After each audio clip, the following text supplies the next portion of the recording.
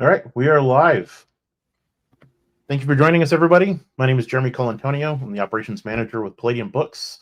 We have Sean Owen Robertson and Kevin Boomgun Simbita with us today to talk about the future of Rift Promise of Power. So, who wants to kick it off, guys? Well, I Let's go with mean, it Sean. just Oh, you're the guy Kevin, who you spoke. really knows all the ins and outs, Sean. So, yeah, you should probably take it away. But it was a valiant effort, and we're still excited about the project, and there's more to come. Yeah. So with this project, what we've heard a lot back from the fans. We've heard a lot of. There's actually a lot of things that we're having. This project's actually sparked a lot of discussions behind the scenes with a lot of different distributors and other people in the industry, which has been really fascinating. So as you can see, we had a really fantastic start and launch to the crowdfunding campaign, and then after that, a lot of the the backing just kind of tapered off. And so one of the things that we've learned from the fans is a lot of fans are really excited about bringing back Promise of Power, especially the few people who've played it or know someone who's played it. Um, and I think there's a lot of retro gamers in our fandom as well. Um, and that was our original approach, was let's bring back the core offering. Is if we can hit our funding goal of 700K, then we bring back the original game, virtually, besides new screen real estate and aspect ratios and stuff, virtually exactly the same. But what we're actually dealing with here is a lot of fans are actually, the majority of fans are actually very interested in something, a more updated offering, a more modern offering with updated art, and gameplay and stuff like that, which is not part of our base offering, right? And we also have been talking to multiple distributors, and a lot of people are interested in getting some sort of physical copy of the game as well. And so that's kind of funny, because until the project was real, it's hard to have that conversation with distributors about doing that and bringing something to distribution. So again, this is our first time doing anything in the video game field, and working with our fantastic partners at TransPerfect. We know we can hit those goals, but some of this is us realizing, hey, we need to adjust some of these goals. And the issue is all of our backer levels right now, and all of our pledge levels are built for a retro re-release, and not for an expanded offering. Not and it doesn't include anything like a physical copy of the box game, which a lot of people are interested in. So what long story short, what our plan is we want to take this project, take it off the shelf. We're gonna end the crowdfunder, and we want to have those conversations behind the scenes. We want to work with our partners at TransPerfect to reformulate our offering to what we've heard from the fans requesting, the majority of fans requesting, so that we have something that both retro fans and new school fans are going to want to see and want to play, and then bring the project back as a new crowdfunder with those items built into the pledge levels. So that's a great question. Can we still get the Glitter Boy statue? So that is a fantastic question. So I know everyone, first off, I want to say, I know I'm speaking for Kevin and Jeremy and the whole Palladium Books team. We want to tell everybody we appreciate all of your fervor and your excitement. What we're going to do with some of these items, like the dice, and the Glitter Boy statue, the coalition flag, a lot of the stuff that everyone was excited about. It was exciting for us to talk to our manufacturing partners to bring this stuff in. The Palladium coin. We are going to be bringing that to future crowdfunders. So not just Promise of Power, but other future crowdfunders that we do for Rifts and Chaos Earth and other stuff. So we want to let y'all know that we are not giving up on Glitter Boy statues. That is like the Oh coolest thing. no, That's one of those ones that we'll see. That's one of the ones I don't know. I would love to be able to offer it with every Riffs associated crowdfunder from now on. Each time have a different collectible box, that the fans can enjoy. But collect them Yeah, all the if you glitter want, boy or get statue, more. the coin, the flag, Yeah, dice.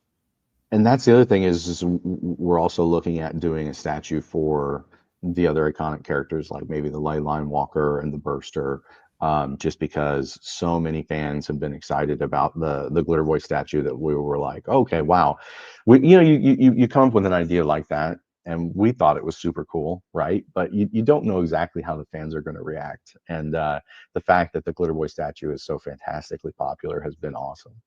Um, so yeah, but yeah. So, anyways, I mean, that's the main thing I wanted to talk about, and it is that this is definitely not we're going to be ending this crowdfunder, but it's going to be coming back in a different format is our plan. And I'm not sure it's going to be a little bit down the road. I'm not sure exactly how long that's going to be.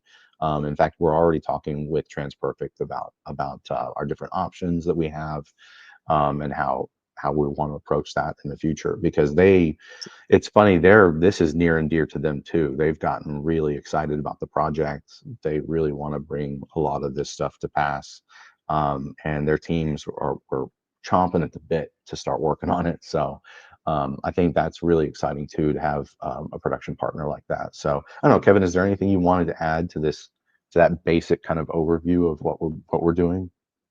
No, I mean, you covered it pretty well, Sean. I guess I just want to add that this is a project that's near and dear to our heart, and not just us, but a bunch of the original guys behind it. And people are still reaching out to us. And just last night, a gentleman who worked on the original Rest Promise of Power game reached out to us and said, "Hey, if I can help in any way down the road, please reach out to me. I've got these various resources." So we'll be talking to him. We're talking to a potential publisher of the physical video game. We just realized that we need to give people different things, as Sean was saying, and we're going to do that. And then you're going to be saying all kinds of cool stuff as far as statues and dice and miniatures and that things of that nature. So we've got a lot of cool things in the pipeline that we're still kicking around and planning on giving you guys. It's just a matter of when. Yeah, I see a few different comments I want to go into real quick. One, people asking about Riffs miniatures. We have fantastic Riffs resin miniatures available right now on the palladiumbooks.com website. So, by the way, we just launched our new updated website. I know it was a long time in the coming, but go check it out. We have fantastic miniatures. We have juicers, Borgs, glitter boys, coalition soldiers, the whole gamut. So go check it out. A lot of fans don't know that those exist. We try and highlight them whenever we do crowdfunding, so you can pick that up. I almost added those as like a bundle you could get on this project. I probably will do it next time, just because every $20, $50, whatever helps the project happen, and it highlights stuff to our fans that they may not know about. One of the questions is, can we get gameplay? Well, that's one of the tricks is, we're doing this crowdfunder, and the plan was to show off the original gameplay from the Engage, but tell everyone, hey, we're going to have this expanded aspect ratio. And so I think that's one of the things that we can do better next time is we want to make sure that we work with TransPerfect. We're already talking with them about, hey, how can we, take the original game assets and put them together and show the fans what the new game would look like, right? And in motion, in action, right? So that we could get you guys, I don't know if we talked to them about doing a demo, a full-blown demo where you could play the first 10 15 minutes of the game, or doing something where we just take the assets and build a visual a trailer. So we're still discussing that, and a lot of the details we wanted on that. But that's one of the things big things that we're going to work on for the next launch. That because we understand you guys want to see it just like we do. And so it's interesting. It's again, video games. It's in motion. It's a living thing when you play it. And so Us coming from books, I hadn't really thought about that aspect of it to be able to show that to you guys, the fans, even though I'm a big video game player. So that's one of the things we want to do for the next offering as well. Yeah. Hey, Dean, by the way, I'm reading some of the comments and stuff. Yeah, no, there's all kinds of stuff coming. Right now our focus is on getting books that people are waiting for finished and in your hands. And, that's starting with, the Ninja Turtle books. They'll be coming soon. And, we've got all kinds of cool things in the pipeline that we're working on. And then, and in the background, we'll be continuing to look into things with the video game and other projects. We have all kinds of stuff that's kind of, boiling in the background here. So, and we knew going in, we mentioned in the marathon live stream that, we knew that this Kickstarter was kind of experimental for us and it may or may not work. And, we're going to analyze everything. And a lot of it is just, nailing down exactly what our audience wants. And that's a broader audience with this particular project, because the video game audience is a little different than the role-playing game audience. And like a bunch of people mentioned, they thought, hey, I just thought this was for people who had originally played the game, not for new folks. And of course it is. And, how do we get that message across and stuff? So we're going to be giving it a lot of thought and kicking things around. We already got all kinds of ideas going. I think we had aimed a lot of this at like the retro crowd, and people who at least heard of the game. And so I think that without updated new visuals, without discussing any kind of say like gameplay updates, right? Then and visual updates, as well as visual updates, then people get the perception that that's the only thing on the offering, even though in the stretch goals it's really obvious that our goal is to be able to do a lot of those fantastic updates for the fans. Yep. So again, a lot of this was we put things in the stretch goals we thought people would be excited about, but that didn't change the core offering. And the thing about changing the core offering is if we do say, okay, we're going to have these new gameplay features and we're going to have these new graphical assets like in the base offering of, if we hit our goal, this is what you get, right? Then that means that we need to probably charge more for the base backer pledge levels, right? So that's another big thing that requires us to take this back. If a crowdfunder is like a car, you got to take it back into the shop, swap out the engine, the transmission, and do all this other stuff, because all these things are interlinked when you build up a campaign. Everything, the backer levels, the stretch goals, what you're pricing everything at, your target goal. I mean, that all those things are interlocking in a lot of subtle ways. Or not so subtle ways. So yeah, that's one of the big things that we want to do is make sure that that's when we come back, that's something that's very clear, that we're offering first and foremost a modern gaming experience with retro options, right? And with retro heritage. So no, there's a lot of, it's interesting. This whole thing has kicked off a lot of, I can't talk about specific things behind the scenes, but it's kicked off a lot of interesting conversations behind the scenes and what we might be able to offer in the future as well. So that's also super, super exciting. So yeah, so we're going to be closing this, but that's just a temporary thing. And, someone mentioned, gee, 700,000 was a lot to ask. I like that. Degenerates with dice. Work on that, would you? Becoming a millionaire. Yeah, right. We're working on it too.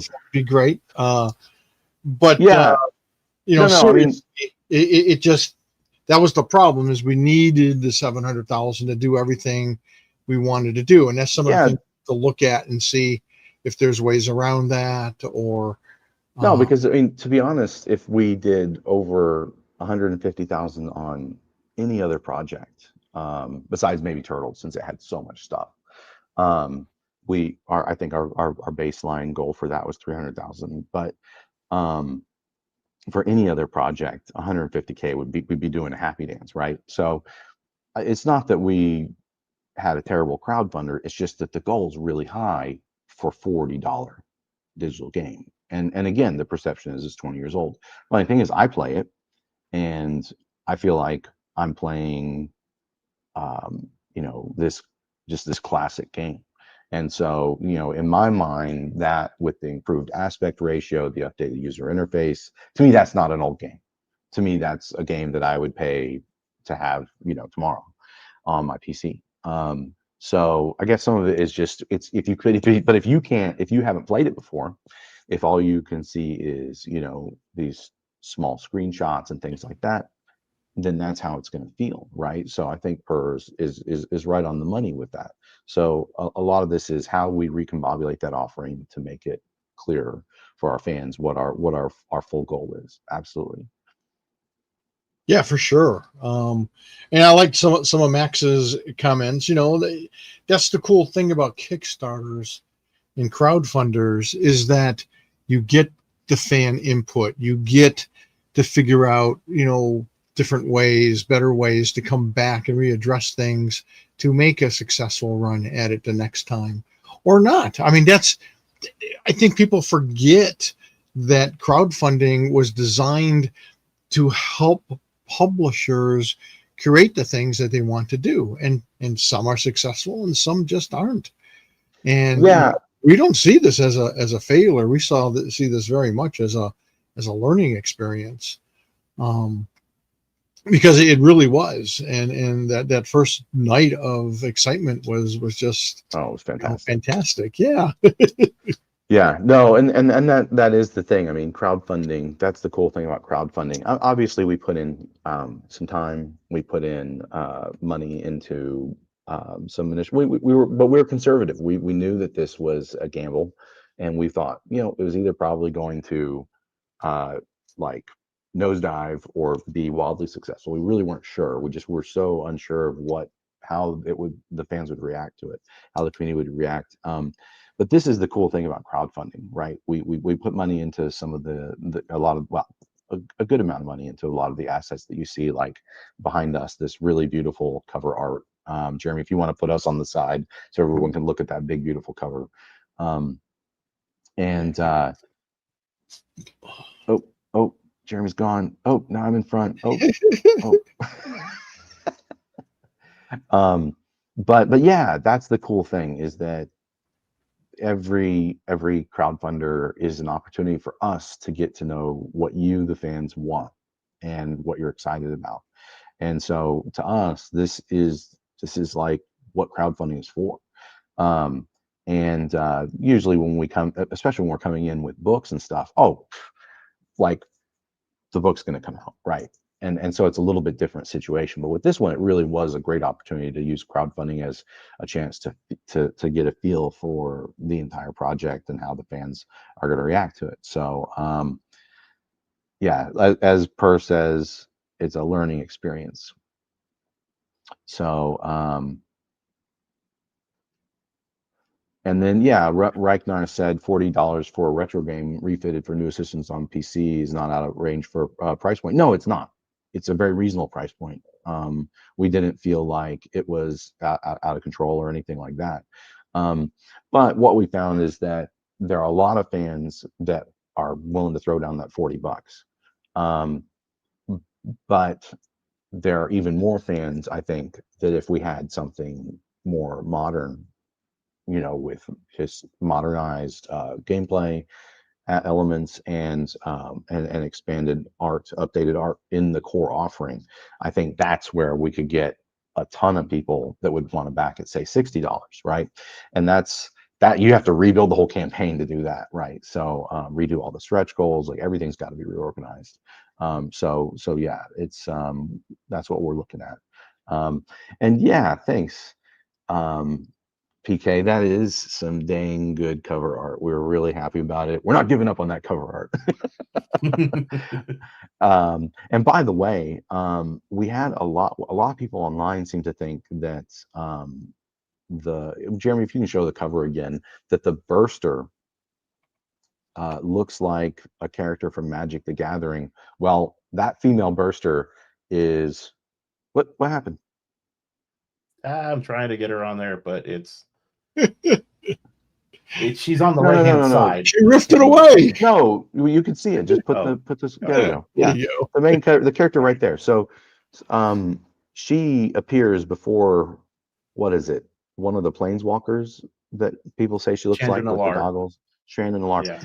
So this game came out, has that character in the art in the game, and it's came out in 2000. It was in development in 2004. So Yep. like half a decade before Yep. Magic the Gathering brought out Chandra Alar. So I'm not trying to say anybody's biting off anybody else or whatever. I'm just saying we're the first to have a By flaming years. heroine with goggles by many years. So yeah, I think that and like a lot of people are saying, Square has been there's a lot of great comments and conversation in the chat about what Square has been doing, because this is a tactical turn-based role-playing game, right? And it was actually inspired when we talked to Shane Neville. I think we've got his YouTube interview is either up or going up very, very soon, where we did an interview with him. But that was Final Fantasy Tactics was actually one of the inspirations for the combat. To me, the combat feels very like Fallout 1 and 2 and Fallout Tactics, Brotherhood of Steel inspired. So which is a great thing to me, and it feels kind of XCOM. So yeah, I think that's one of the things that once and again, seeing is believing. If we have some better material to show a lot of that off in the new offering, I think people will see that and get the vibe a little better, right? So yeah. Well, let's see. Are there any other? Should the Glitter Boy be bigger? No, he's back a little bit. He's back a little bit, but they carefully paced out the height. When they built this, they actually used 3D models as like a background. So they pulled out the height of. They actually used the file from the Glitter Boy sculpture or the not the sculpture, Miniature, the miniature. And so we gave them the miniature files, and so they used that to plot out the size of the characters relative to each other. And then do the paint over. And again, kudos to Nick Kay, the global art director for TransPerfect. And Kevin and I, our jaws hit the floor when we were like, the boom gun doesn't look right. And he took the black and white Kevin Long art and like put it over the piece and then just like started painting it in real time. And Kevin and I went nuts. Were you at that? Did you see that, Jeremy?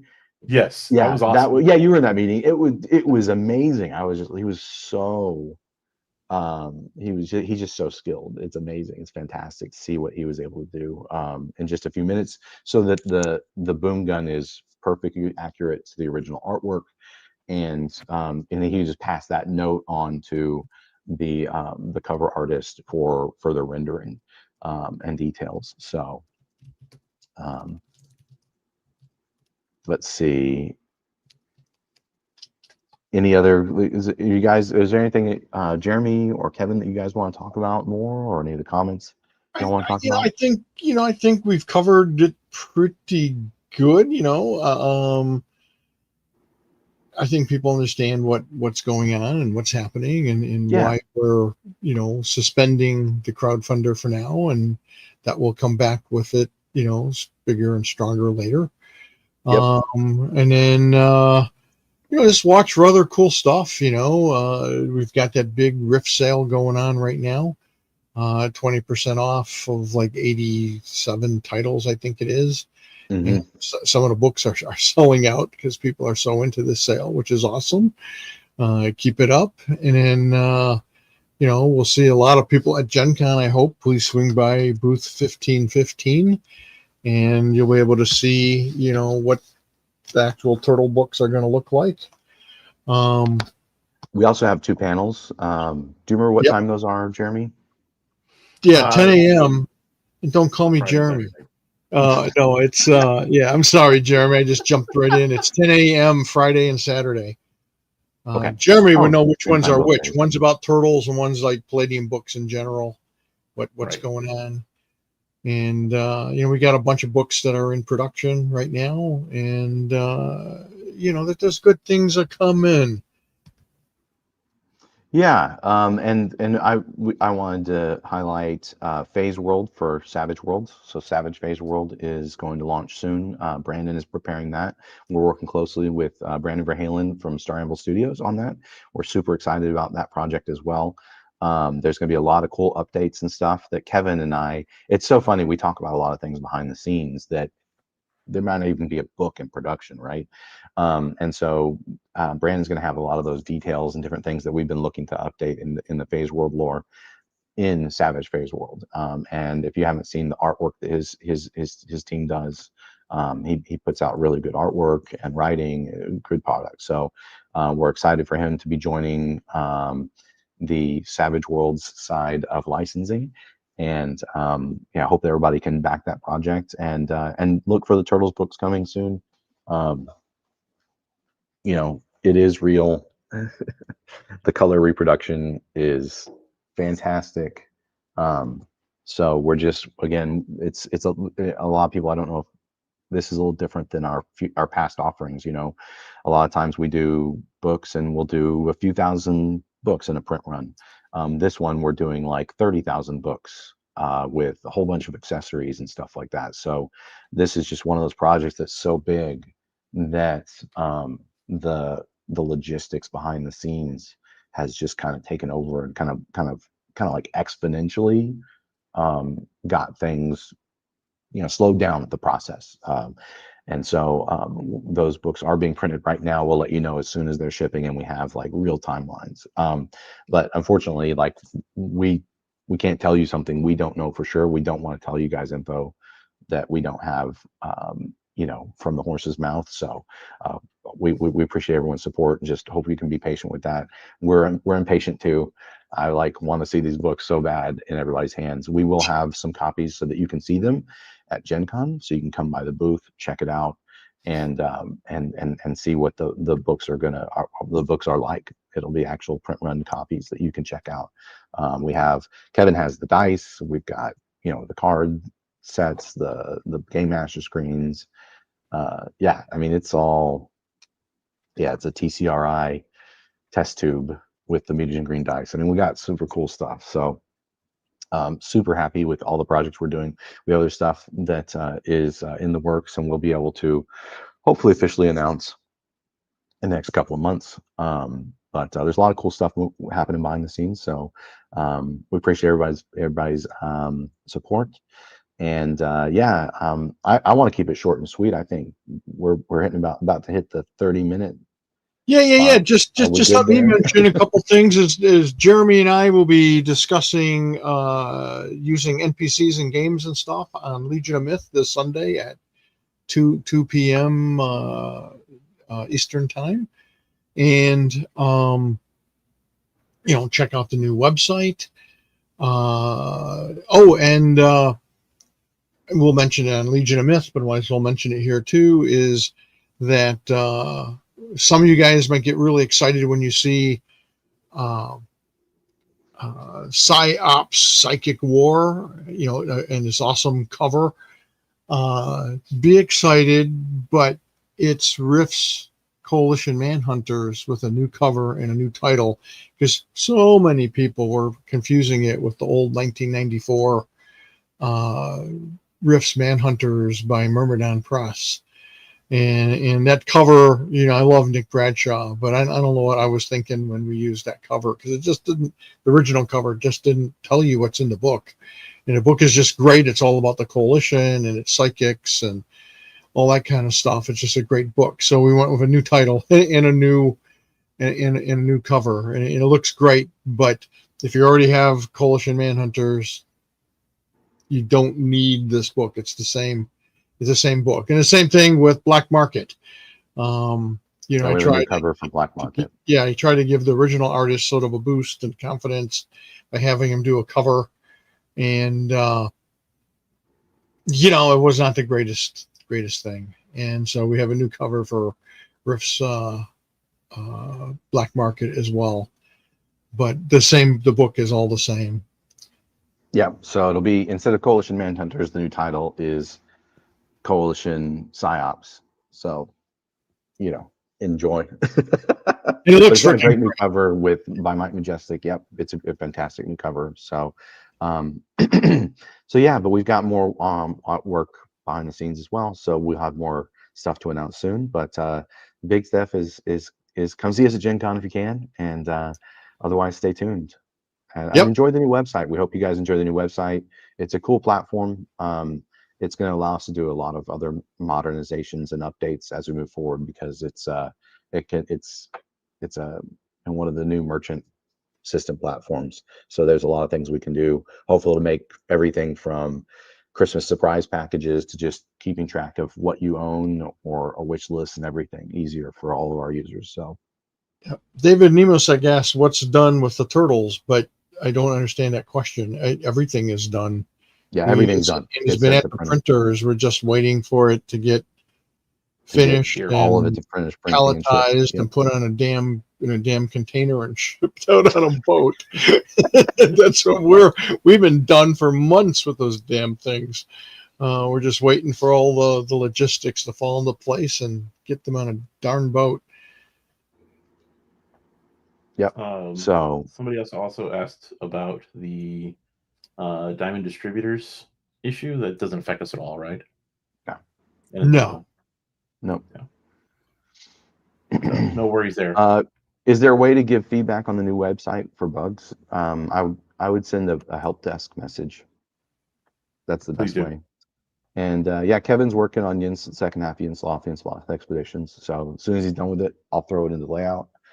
And you guys will have it. So yeah, I actually had a great weekend. I was working away on it during 4th of July, which people are like, you should go out and have fun. I saw a couple movies, and what people don't understand is I have fun writing. I haven't been able to write. We've been doing all kinds of businessy things and contracts and that kind of stuff. And, they have 3 days to sit down and just write was freaking awesome. So, and I was on fire finally.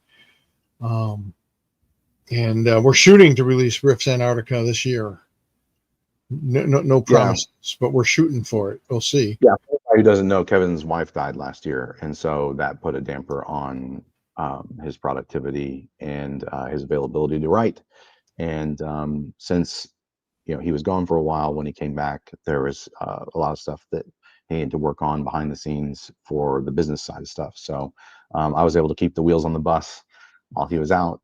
But there's still a lot of stuff that Kevin knows best, especially when it comes to contracts and stuff like that. So we appreciate everybody's patience on that line. All right, cool beans. Well, I think that is it. We appreciate everybody's support. Glad everybody is here to. Thanks, Josh. Oh yeah. Yeah. Thanks.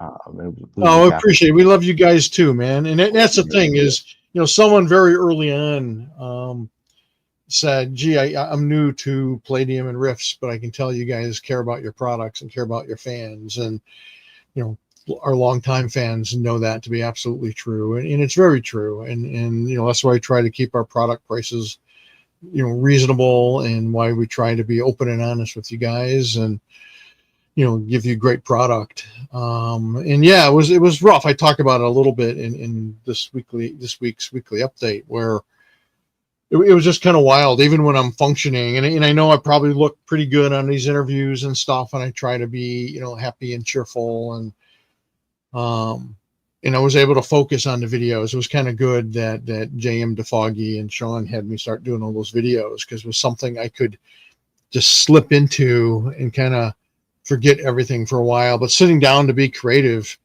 oh my God, it was just a struggle up until a few weeks ago. Because it's just hard to get that inspiration going. But I feel like I'm on a freaking roll now. And we have all kinds of. Sean's working on a couple of things, and I'm working on getting Yinsloth and then Antarctica done, and yeah, I'm working on Bestiary 2 and First Responders, Chaos Earth First Responders. So, and Timothy Pirelli, I see you've seen the new website. We do have, it's really cool. We've got starter packages for players old and new. So if you see, basically virtually all of our game lines now have a starter package that you can get that's going to get you a fantastic discount on the core 3 or 4 books that you're going to want to start with each game line. So it's never a better time, like if you say are a Rifts player and you never tried out Beyond the Supernatural, you never tried out Dead Rain Night or something Bane like or that. Heroes Limited. Night Bane, right? We have a great Night Bane starter set. So it's easier than ever to know, okay, this is what Palladium is suggesting to me as a new player to get, because that's one of the big questions we get.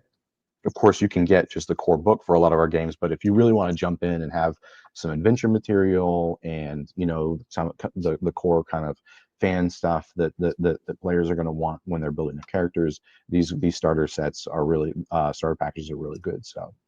Well, and you can also buy our PDFs directly from Palladium as well as on Yes, Drive-Thru RPG. Yep. And someone earlier said, "Gee, what PDFs are on sale?" All the books that are in the 80 plus books that are in our 35th Rifts anniversary sale is also available on Drive-Thru. And we'll be dropping out some other sales here and there too. So keep your eyes peeled. Rifts, 35 years of Rifts is freaking awesome. And, we'll be doing things to help promote that. So. Yep. And yeah, that's live now, Jeremy, too. Do we have the bundles as well so that you can get the We PDF do. bundled with the Oh, yeah. book? Yeah. So that's another thing is that live yet? The PDF combo bundles, I don't think are the combo groups. bundles. Yeah, the groups, the Right. group bundles are live. We're still Right. working on the Okay. PDF bundles. So one of the cool things with this new website is we are selling our PDFs directly to you, the fans. You don't have to go through a third party like Drive-Thru RPG. And we appreciate all your direct support because that it does make a difference to us. But one of the big things you asked and we're answering, we are part of this is we're also setting it up so that you could then buy a book with the PDF as a discount bundle. So that's something we're really excited to be able to bring to you because there's no other way to do that through any other website. So we hope that a lot of you guys enjoy that as well moving forward. I'm not sure when that's going to go live, but this is the kind of thing that this new website makes a lot of those things possible, stuff like that possible. And then Palladium Books, turn on super chats so we can throw money at you guys. Yeah, I saw Legion joking about we're just a few super chats away from $1 million, right? So. Well, thanks again, guys. We really appreciate everyone's support and look forward to seeing you guys at Gen Con and then seeing your letters and stuff coming up when we start doing the Christmas surprise packages. So until then, enjoy the Rift sale. Keep the faith and look out for more details coming up soon about other projects. And hopefully, as soon as we have it, you'll have it, the updated information on the shipping for the TMNT and other Strange Redux Edition books. So yeah, for sure. All right, everyone. Thanks for joining in. Take care. Have a great night, everybody.